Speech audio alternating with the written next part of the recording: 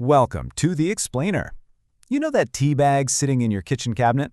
What if I told you that inside that simple little bag is a huge story about climate change, global economics, and even human rights? Yeah, it's way more than just leaves and water. Every single sip connects you to this incredibly complex global chain that stretches from remote highlands all the way to your local supermarket. So that's what we're doing today.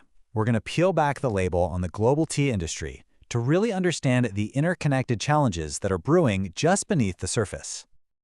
All right, let's dive right in.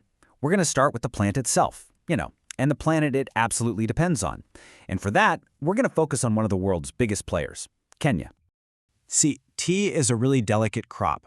For decades, the highlands of Kenya have been pretty much the perfect spot for it, which is what made it the world's largest exporter of black tea.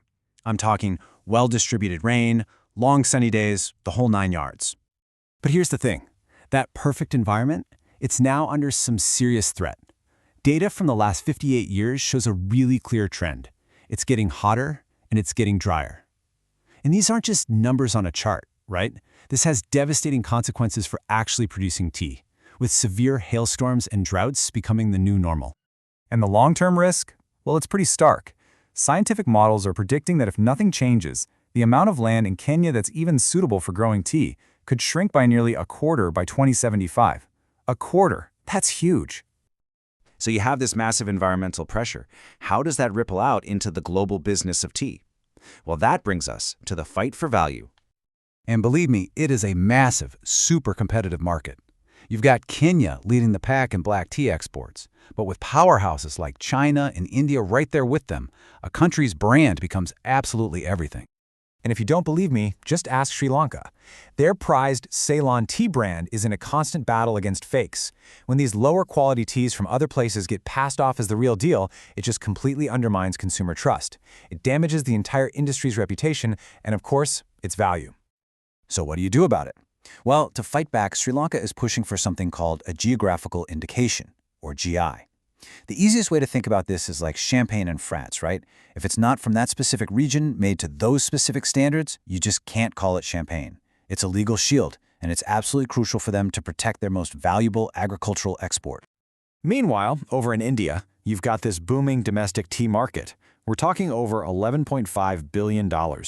This huge internal demand creates a totally different set of pressures, especially for the people who are actually out there picking the leaves.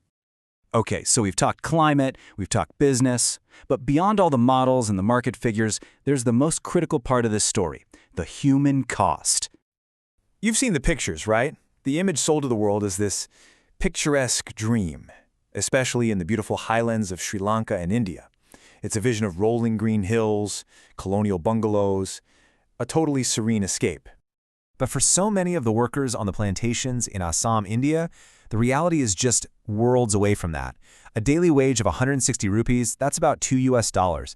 And that's not per person. That's for the one working member of a family, a wage that's often below India's own legal minimum.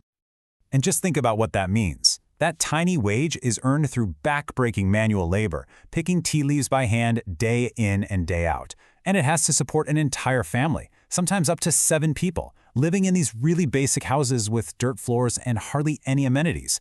It is a world away from that picturesque dream we were just talking about. Now, check this out. There's this industry term, a sick garden. And that's what they call a tea estate that's on the verge of collapse. As global competition gets fiercer and the profits shrink, some of these estates just stop. They stop paying wages, they halt operations, and they literally abandon their entire workforce. And this level of economic desperation, it's just fueled a horrifying crisis. Traffickers prey on this hopelessness.